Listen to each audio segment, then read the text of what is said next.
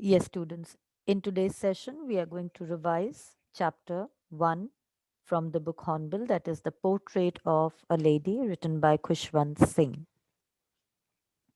So, students, this chapter it describes the author's association with his grandmother and the changes that come about in their relationship. So here we see that how he describes various turning points in their relationship. Their friendship, which was most intimate when the author lived with his grandmother in the village, and when they moved to the city, the urban way of life, the education, the modern education weakened the bond of their friendship. So we see that how it is a realistic account which makes us think of our own relationship with our grandparents, that we are actually forced to reflect on the reasons for the growing isolations of elders in families.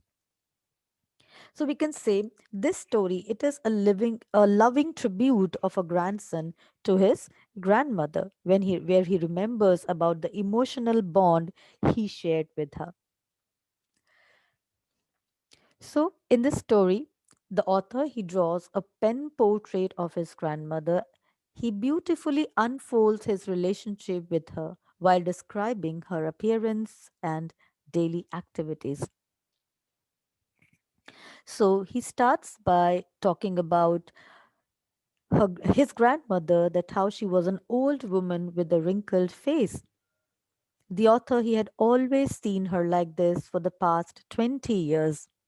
She appeared to be so old that he could not imagine her being young and pretty, or someone who had a husband, but she always found her beautiful. She was short, fat, and slightly bent, and the author had seen her this way for the last 20 years. He also shares an incident that whenever his grandmother would share the stories of her childhood days, he would just laugh at those stories and consider those stories to be tales told by the priest in the temple. He also shares information about his grandfather, whose portrait he had seen, which was hung above the mantelpiece. His grandfather is shown as an old man with a turban and a long white beard covering his chest. He wore loose fitting clothes. And to the author, his grandfather didn't seem like a man who could have a wife and children, but someone who could have lots of grandchildren. Thus, he talks about his grandmother, and he said that she used to move around the house in spotless white with her one hand resting on her waist and her other hand counting the beads of her rosary. So, how she was a very religious person who would be seen reciting prayers, her lips constantly moving in inaudible prayer, and her one hand counting the beads of the rosary. How the author he felt that she was a picture of serenity, and he would find peace and contentment in her company. Thus, he also made a remark that how she was an expanse of purity and peace, as in snow covered winter landscape with mountains. So, he compares his grandmother with the winter landscape because she was a very noble, a pious soul, and thus who was a picture of serenity, peace, and contentment. Then the author he talks about the initial days when the author and his grandmother they shared a very good bond of relationship. They were just like good friends.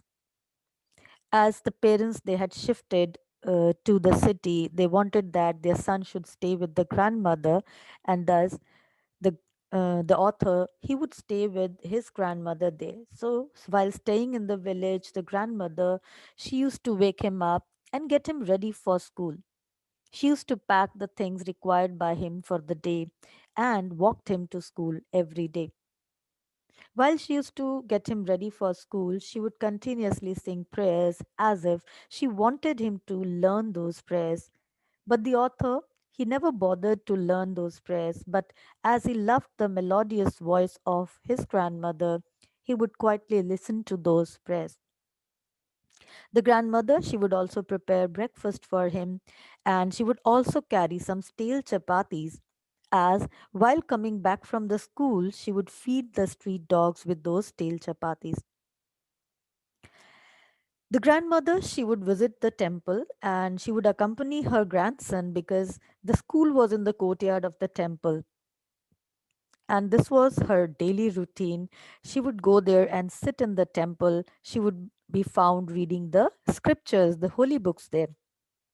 And on the other side, the author, along with other children, sat in the veranda and learning alphabets and morning prayers.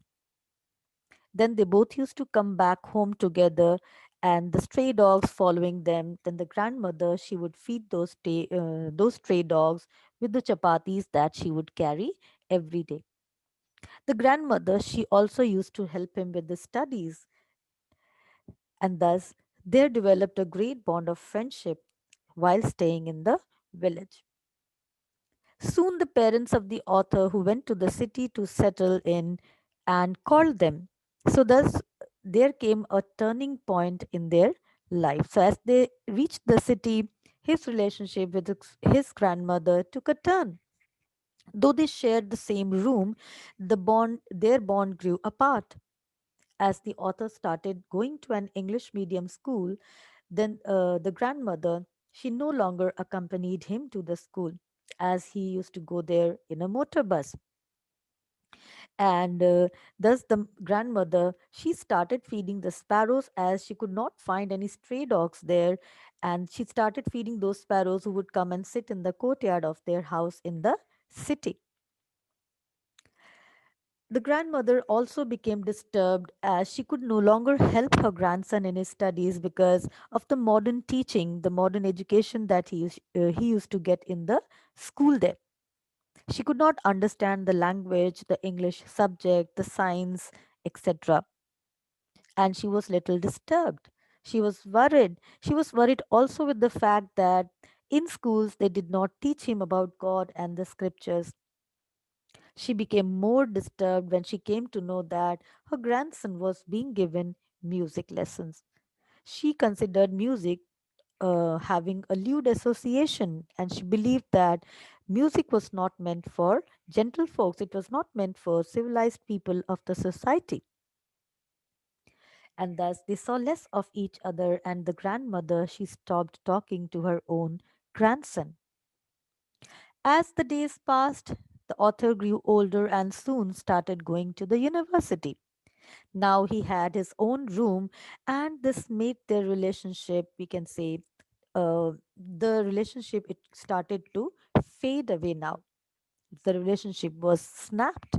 She stopped talking to everyone, and the grandmother, she would spend the whole day sitting in the veranda, spinning her wheel, reciting prayers, and moving the beads of the rosary with one hand. She loved feeding sparrows in the veranda in the afternoon, and thus the afternoon time, the half an hour break that she would take, became the most happiest moment of the day. The sparrows, they would come and sit on her head, on her shoulders, and there would be a bedlam of chirrupings everywhere. The author's grandmother, she would never shoo away the sparrows.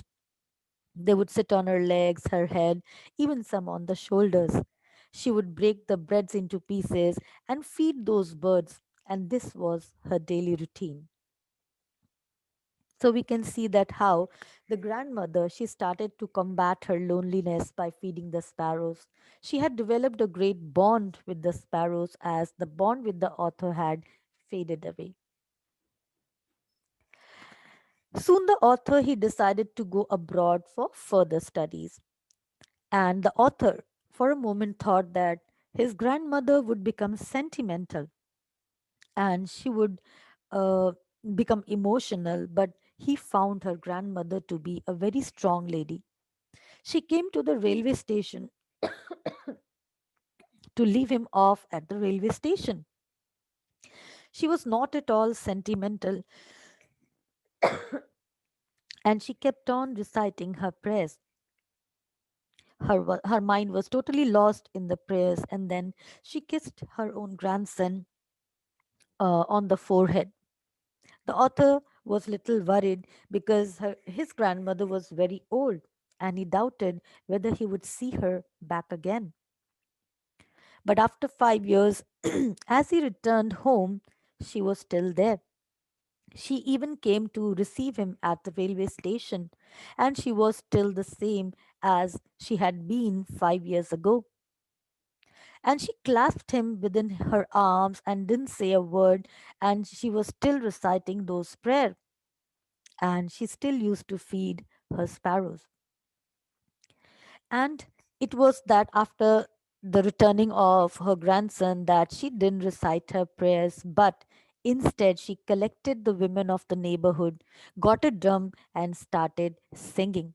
She started singing the songs of the homecoming of warriors. The family members, they tried to stop her as they knew that she would get tired, but she did not stop, and definitely she overtired herself, and the next morning she was ill with mild fever. The doctor said that there was nothing to worry about as she would be fine, but she was sure that her end was near. And she didn't want to waste her time talking to anyone in the family. And thus, she wanted to spend the last hours in reciting her prayer laying on the bed. And thus, she kept on reciting the prayers, counting the beads of her rosary, and she died. So her body lay on the bed, lifeless. As the family members they prepared for her funeral, the corpse was lying in the courtyard. They saw something unusual. They saw that all the thousands of sparrows they have gathered in the courtyard there. They were sitting around her body, but there was not a single chirruping there. All the sparrows they sat quietly in the courtyard. The author's mother she took pity on those sparrows and she threw some breadcrumbs to them, but they did not take any notice. They took no notice of the breadcrumbs thrown by the author's mother, and they just flew away silently when the body was taken away. So, students, what we see here, so in the concluding paragraphs, the author he had tried to explain the fact that when people they are truly religious, when they are calm and composed, kind hearted and generous, even nature mourns at their death. जो प्रकृति है वो भी उनके जाने का शोक मनाती है. And the nature in the form of sparrows we see mourning at the death of the grandmother. So this is about, we can say, a silent tribute that was paid by the sparrows to their patron, the grandmother, who loved them, who never shooed them away. And we see that how these sparrows, they came there, they sat silently there, and then they flew away silently after paying homage to the grandmother. So this is all about the story. I hope it is now clear to you all. Now let us start with the question.